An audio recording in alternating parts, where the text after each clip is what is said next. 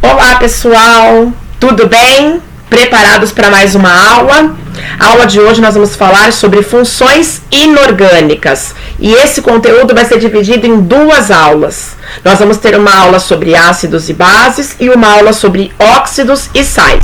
Para a aula de hoje o conteúdo é ácidos e bases, mais especificamente do Sr. Arrhenius. Então vamos lá? Antes de mais nada, vamos entender o que é uma função química. A função química é o conjunto de substâncias que possuem propriedades químicas semelhantes. Isso significa que é um grupo de substâncias que vão ter comportamentos muito parecidos e vão ter propriedades parecidas. Dentro das funções químicas, nós temos dois grandes grupos, as funções orgânicas e as funções inorgânicas. As funções orgânicas são aquelas que vão estudar os compostos que têm o elemento carbono e os compostos que são de organismos vivos, de origem vegetal, animal ou de origem humana.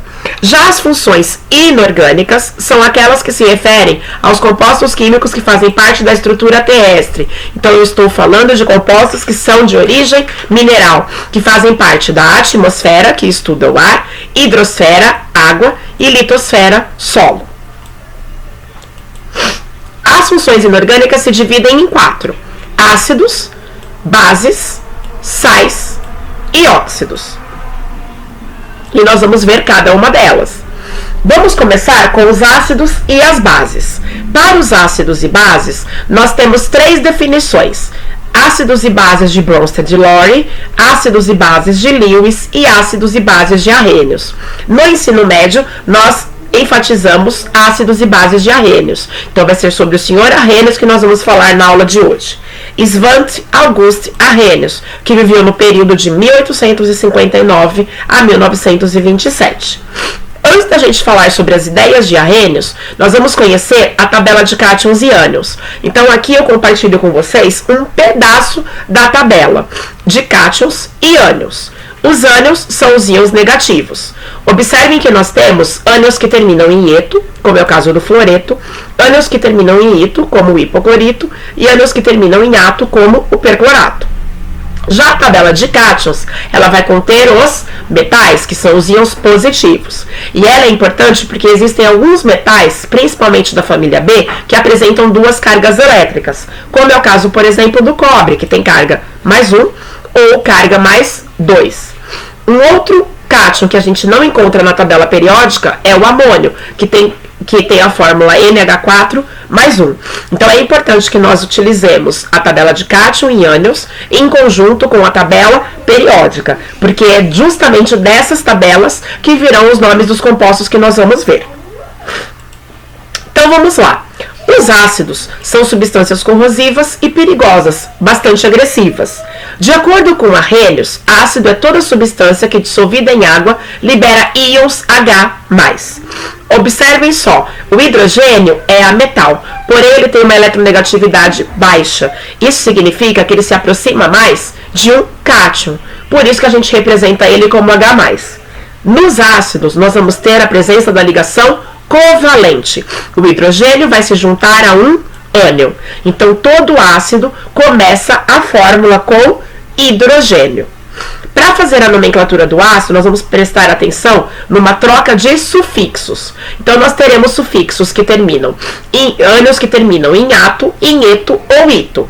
E aí nós faremos a troca do sufixo do ânion pelo sufixo do ácido. Se o ânion terminar em ato, nós colocaremos o sufixo ico no ácido. Se o ânion terminar em eto, nós colocaremos o sufixo hídrico. E se o ânion terminar em ito, nós colocaremos o sufixo oso. Vamos ver alguns exemplos? HCl. O nosso ânion é o Cl. Carga dele menos 1, já que embaixo do hidrogênio nós temos o número 1. O nome desse ânion é cloreto. Então, nós vamos retirar o eto, manter o prefixo clor e acrescentar o sufixo hídrico. Portanto, ficará ácido clorídrico. HNO2. O nosso ânion é o NO2. A carga dele também é menos 1. Esse ânion chama-se nitrito. Nós trocaremos o ito por oso. Então, teremos o ácido nitroso. HNO3. O nosso ânion é o NO3 e a carga também é menos 1. Esse ânion chama-se nitrato. Nós vamos trocar o ato por ico, então teremos o ácido nítrico. Agora, esses dois últimos ácidos que eu coloquei, nós temos que ficar atentos porque eles têm uma regra especial.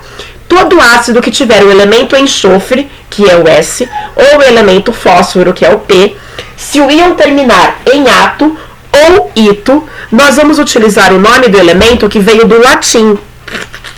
Então, nós vamos trabalhar com sulfur para o enxofre e fósforo para o fósforo. Então, como é que vai ficar? No H2SO4, o nosso ânion é o SO4 e a carga dele é -2 por causa desse 2 que está no hidrogênio. O nome desse ânion é sulfato. Então, nós vamos retirar o sufixo ato, mantemos o prefixo sulf e vamos colocar ur, para ficar sulfur, que é o nome dele em latim. E aí sim, acrescentamos o sufixo ico. Portanto, formaremos o ácido sulfúrico. Já no H3PO4, o nosso ânion é o PO4 e a carga dele é -3, ele é um ânion trivalente, por causa desse 3 que está aqui no hidrogênio. Então, o PO4 menos 3 é o ânion fosfato. Nós vamos retirar o ato, manteremos o fósforo e vamos colocar or, para ficar fósfor, que é o nome dele em latim, e acrescentaremos o sufixo ico, portanto, será ácido fosfórico. Essa regra só é válida para enxofre e fósforo em ânions que terminam em ato ou ito. Não esqueçam. Já as bases de arrênios. As bases também são substâncias corrosivas, então elas são agressivas e podem provocar queimaduras. As bases, elas têm na sua estrutura ligação iônica. De acordo com arrênios, base é toda substância que dissolvida em água libera os íons OH-, que é o íon hidroxila. Então, a fórmula de uma base, ela vai ter o cátion, que é um metal, junto com o íon OH-1. A nomenclatura da base é mais simples. Toda base começa com o nome hidróxido, seguido do nome do cátion, que é o metal. O único cuidado que nós temos que ter é que se o elemento tiver duas cargas, nós vamos ter que ter atenção para não confundir a carga elétrica. Vamos ver os exemplos. NaOH. O nosso cátion é o Na. A carga dele é +1, já que temos apenas um OH. Esse cátion é o cátion sódio. Ele só tem uma carga, ele é um cátion monovalente apenas. Portanto, o nome do composto é hidróxido de sódio apenas. MgOH2. O nosso cátion é o Mg. Observem que embaixo do OH tem o número 2. Então, esse 2 é a carga do magnésio. Então, o magnésio tem carga +2. Mg é +2. É um cátion bivalente. Só que ele também só tem uma carga elétrica. Portanto, ficará apenas hidróxido de magnésio. Agora, observem os dois exemplos a seguir. FeOH2, FeOH3. As duas bases são do elemento químico ferro. Então, o nome delas deveria ser hidróxido de ferro. Porém, uma tem 2 OHs e a outra tem 3 OHs. Esses números são as cargas do ferro. Então, o ferro tem duas cargas. Carga +2 e carga +3. Então, é preciso diferenciar na hora de nomear, porque nós formamos compostos diferentes. Então, a primeira base é do ferro +2, que é a menor carga. Então, nós vamos colocar o nome do elemento, seguido do algarismo romano da carga dele. Então, é hidróxido de ferro 2, já que é o ferro +2. E o 2 tem que estar em algarismo romano. Ou então, nós colocaremos o sufixo oso, porque é a menor carga. Então, vai ficar hidróxido ferroso. Já para o ferro +3, que é a maior carga do íon ferro, nós vamos colocar o algarismo romano, hidróxido de ferro 3, ou então colocaremos o sufixo ico. Então, teremos o hidróxido férrico. As duas nomenclaturas podem ser utilizadas. Porém, atualmente, a mais utilizada é a que tem o algarismo romano. É importante que vocês conheçam as duas, porque as duas podem aparecer em exercícios. Não esqueçam de sempre verificar na tabela de cátions se a carga do elemento tem mais que uma carga ou não. Essa regra é válida para todos os elementos que têm mais que uma carga elétrica. E nós utilizaremos para nomear bases, sais e óxidos formados por metais. Espero que vocês tenham gostado e que tenham bons estudos. Obrigada e até a próxima!